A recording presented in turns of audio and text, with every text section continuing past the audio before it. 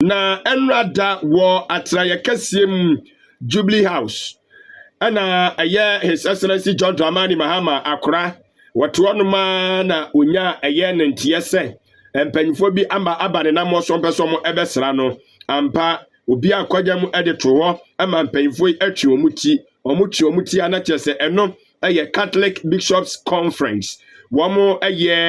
gidifo enkabom ekuo na wonum anim tatrata eno emu ono enaja enkomotwetwe firi ase ene chese na nya asem keto ye nikasem pa na nkomodidie mu ano na Ghana mampanyini His Excellency John Dramani Mahama edina no disem etudwa na wotire mu ase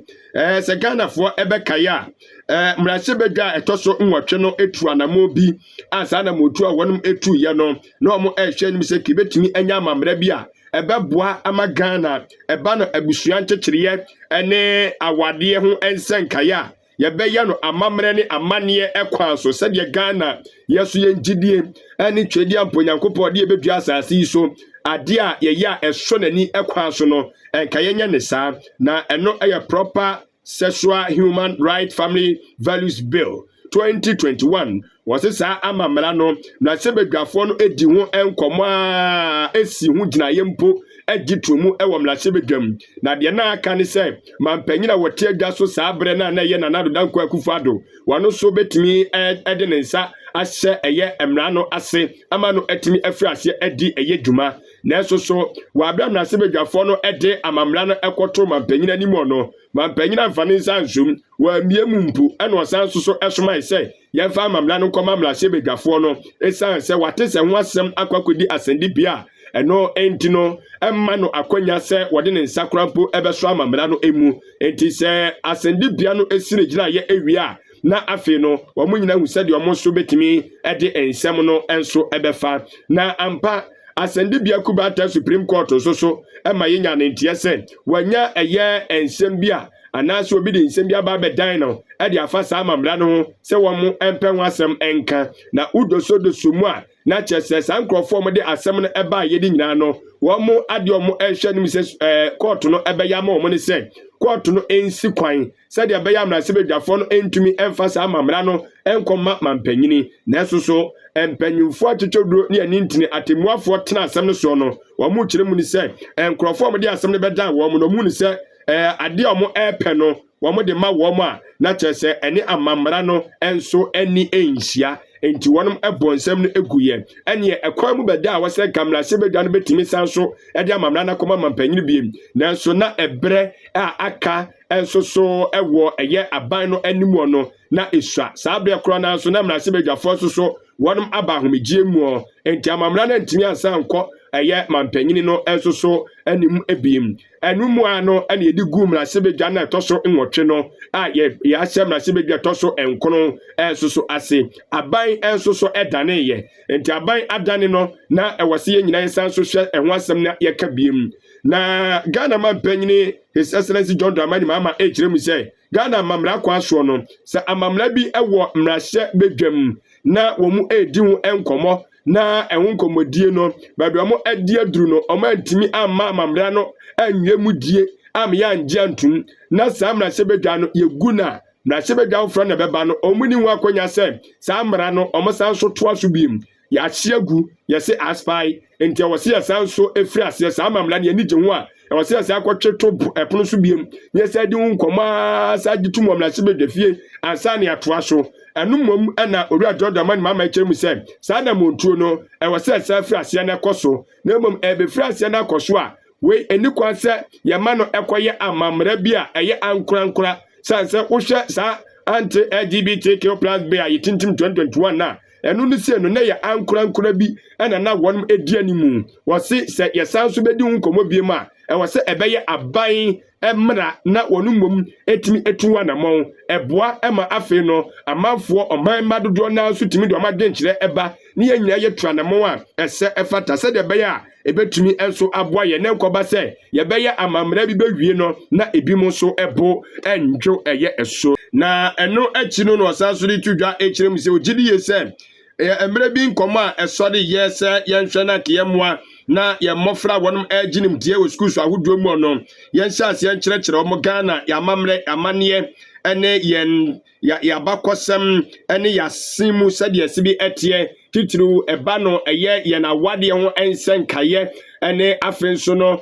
ebi a ɛmpa so agudie yɛ kwan papa so ho nkyerɛkyerɛ ne ho nimdeɛ wɔgye die sɛ saa nkyerɛkyerɛ no sɛ nka yɛgye tuma no ɛkɔ so a ɛka wekura baabi a yɛaba bedure hu hia sɛ yɛkɔ akɔtintim amammerɛ bi asɛ kyenkyena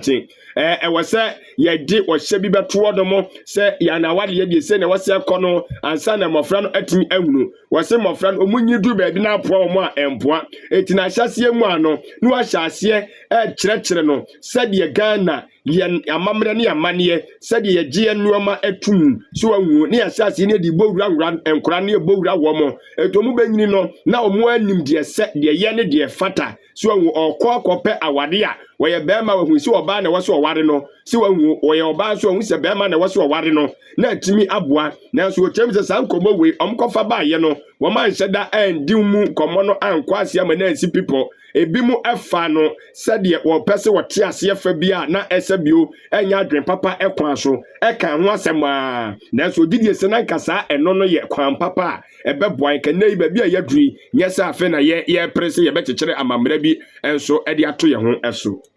It leads us back to the discussion we had about human sexuality, and it's quite a long name. Proper family values bill. If you remember, there was a court case that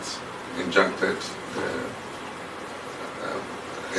the speaker from forwarding it to the president, and also restrained the president from receiving the bill. Eventually that case was disposed of in December, I think on the 18th or so. Yeah, so it meant that the injunction had been cleared. But as far as I know, the bill did not get to the president for assent. And so the convention is that all bills that are not assented to before the expiration of the life of Parliament expire. And so that bill effectively is dead, it has expired. I don't know what the promoters of the bill intend to do, but I do think that we should have a conversation on it again so that all of us, if we decide to move that bill forward, move it forward with a consensus. And probably it shouldn't be a private member's bill, it probably should be a government bill with government behind it after consultation with all the stakeholders to see how we're able to move this forward. But it leads us back to the discussion we had that if we're teaching our values in school, we won't need to pass a bill to enforce our family values. And that's why I think more than even the family values bill is us agreeing on a curriculum that inculcates these values into our children as they're growing up, so that we don't need to legislate it. And so we'll see how all this goes. And so I'm looking forward to this review conference so that we can come to some consensus on some of these issues. But I wish to thank you very much for the thoughts that you have expressed. The proper human sexuality, and it's quite a long name, proper family values bill. If you remember, there was a court case that injuncted the speaker from forwarding it to the president, and also restrained the president from receiving the bill. Eventually that case was disposed of in December, I think on the 18th or so. Yeah, so it meant that the injunction had been cleared. But as far as I know, the bill did not get to the president for assent. And so the convention is that all bills that are not assented to before the expiration of the life of Parliament expire. And so that bill effectively is dead, it has expired. I don't know what the promoters of the bill intend to do, but I do think that we should have a conversation on it again, so that all of us, if we decide to move that bill forward, move it forward with a consensus. And probably it shouldn't be a private member's bill. It probably should be a government bill with government behind it after consultation with all the stakeholders to see how we're able to move.